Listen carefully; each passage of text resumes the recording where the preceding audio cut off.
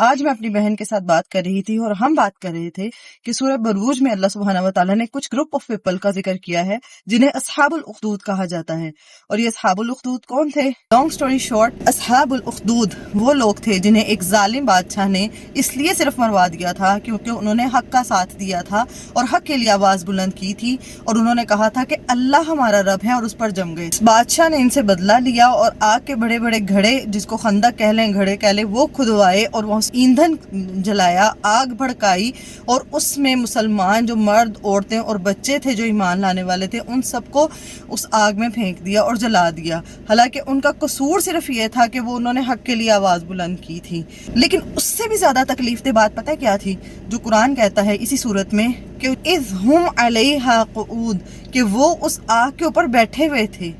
جو میجورٹی تھی اس وقت کی، جو لوگ تھے آس پاس کے، وہ سب اس آگ کے کناروں پر وہاں پہ موجود تھے. وَهُمْ عَلَى مَا يَفْعَلُونَ بِالْمُؤْمِنِينَ شُهُودٌ، اور جو وہ ایمان والوں کے ساتھ وہ کر رہے تھے اس بات پر وہ گواہ تھے.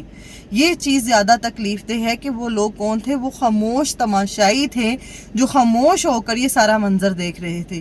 تو کیا آج میں اور آپ، کیا ہم خاموش تماشائی نہیں ہیں؟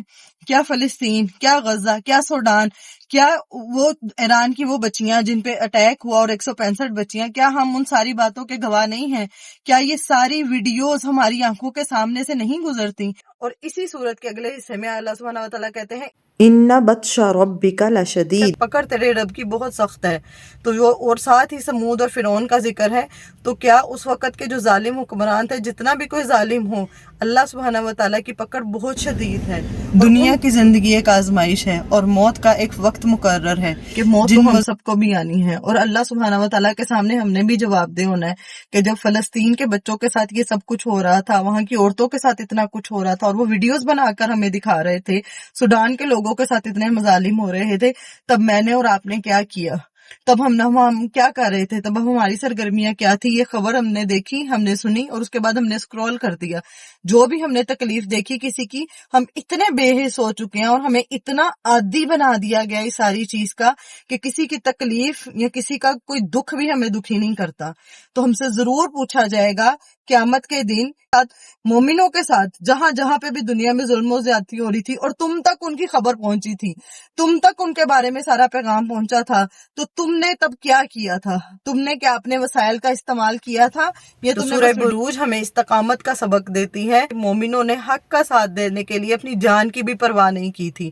تو آج بھی ہم جب فلسطین کے مسلمانوں کی شہادتوں کو دیکھتے ہیں اور اس کے بعد ہم ویڈیوز میں دیکھتے ہیں کہ ان کے اندر کتنا عزم، کتنا جذبہ اور کتنا اللہ پر توکل ہے، ان کی اپنی زمین سے وابستگی آج بھی سورہ بروج کے پیغام کو زندہ کرتی ہے.